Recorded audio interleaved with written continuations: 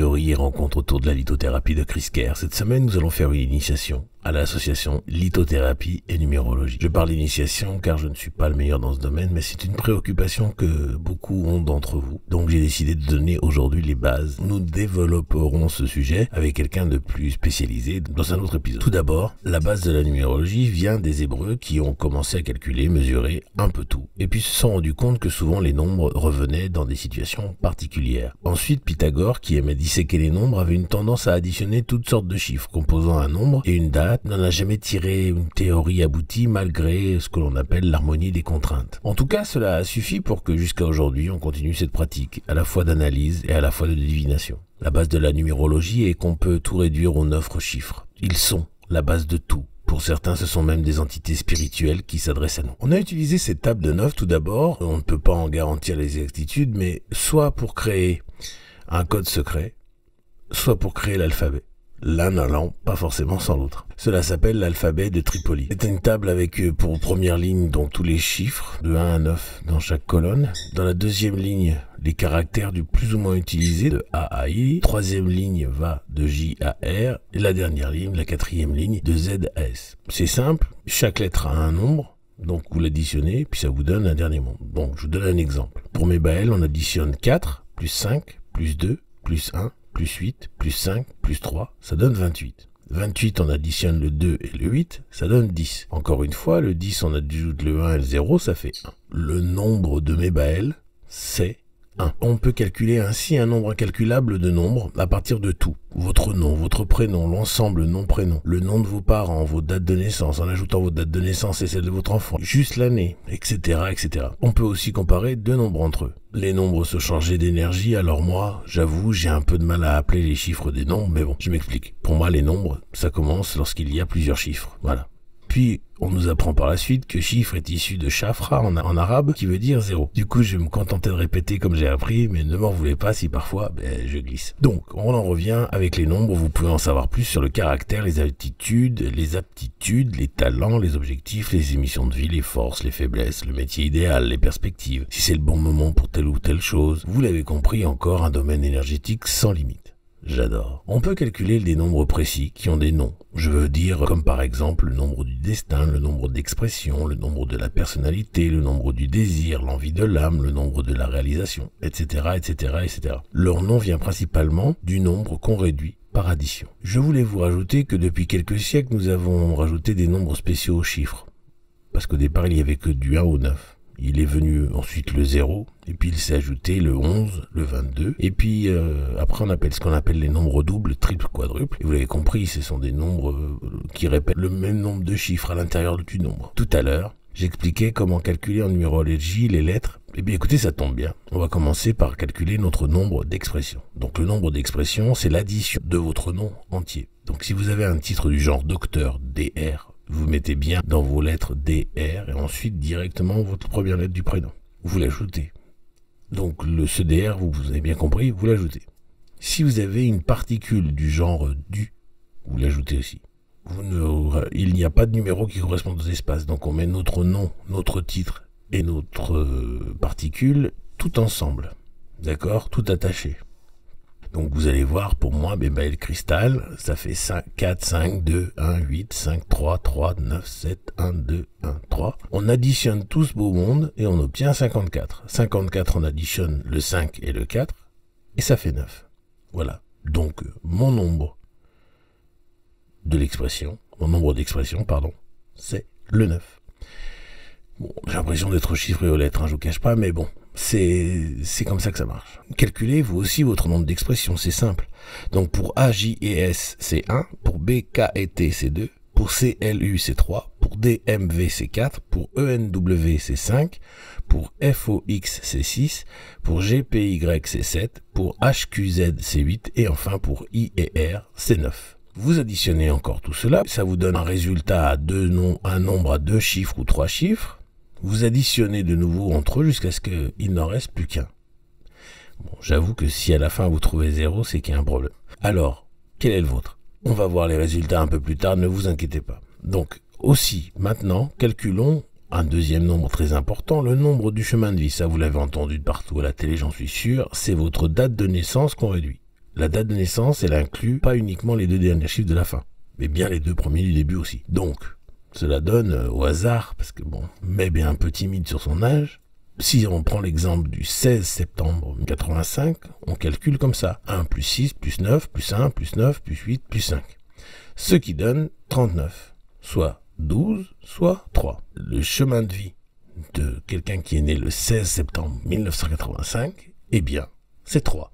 Voilà, maintenant qu'on a le nombre d'expressions et le numéro de chemin de vie ou le nombre de chemins de vie, on peut les additionner et ça va nous donner le nombre de réalisations. Donc ça, on les additionne. Donc pour moi, c'était le nombre d'expressions, c'était 9. Et mon nombre de chemins de vie, c'était 3. Donc 9 plus 3, ça va faire 12. 1 plus 2, ça va faire 3. Encore 3. Voilà. Nous avons 3 premiers nombres pour travailler. Ces nombres, maintenant, fonctionnent un peu comme des signes astrologiques. Ils ont une symbolique propre, des talents et des facilités, mais aussi des points faibles, des ambitions. Je vous conseille de lire le merveilleux livre de Editha West et Sabine Schifferle, Christo et numérologie. Je rêve de les interviewer ici pour qu'on aille un peu plus loin avec elles. Globalement, pour la numérologie, en ce qui concerne les pierres, cela fonctionne comme souvent lithothérapie. Une pierre totem, une pierre qui excite les traits et l'autre qui l'adoucit. Dans la numérologie avec les cristaux, on compte environ 9 pierres par nombre. Est-ce que c'est un hasard? À vous de me le dire. Je vais vous dire en gros les traits de caractère de chaque nombre. Leurs pierres selon West et Schifferle, mais aussi par Cochrane. Commençons par le chiffre 1. La maîtrise. Capacité de se réaliser soi-même, il ne connaît pas le manque d'assurance, de la confiance en soi ou de volonté ou encore le manque d'initiative. Par contre, il y a de l'autorité, de la volonté, de l'égoïsme, du pouvoir sur autrui, la détermination, l'ambition, le leadership, l'individualité, de l'indépendance et de la créativité.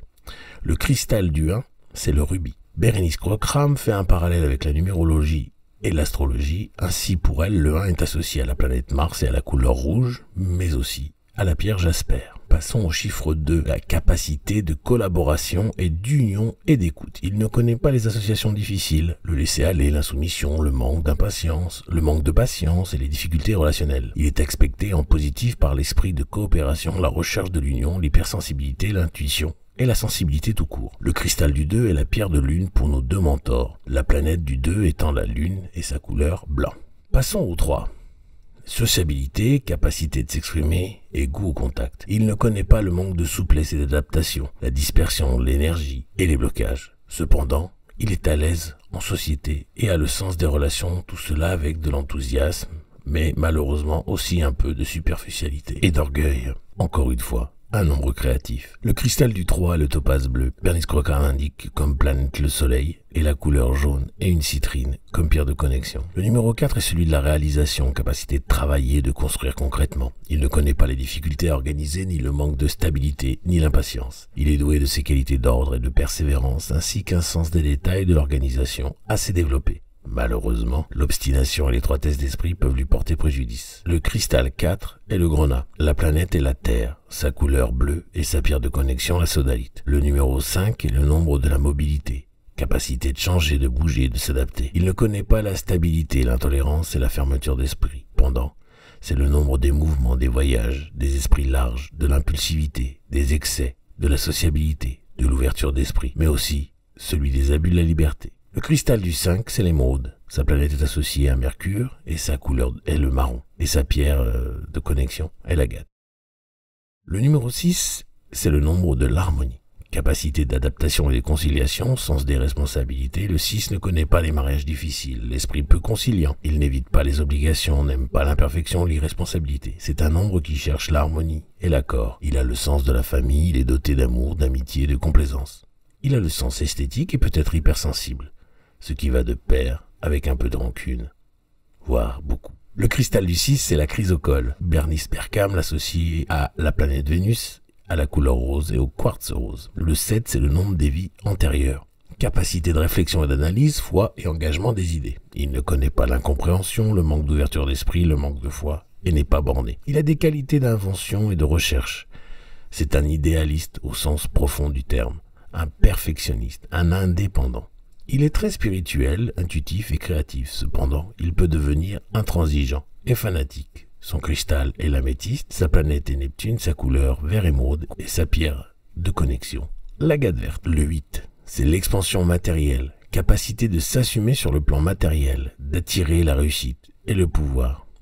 Il ne connaît pas la difficulté à maintenir l'équilibre sur le plan matériel. L'emportement et la démesure ne font pas partie de ses traits non plus. Il réussit énormément et à tous les niveaux. Il a de la chance matérielle et est combatif, ce qui s'aligne bien avec son esprit d'entreprise. Par contre, le 8 aime l'abus de pouvoir et l'intolérance. Le cristal du 8, c'est le saphir. Sa planète, c'est Saturne, sa couleur, c'est noir. Et sa pierre de connexion, l'obsidienne.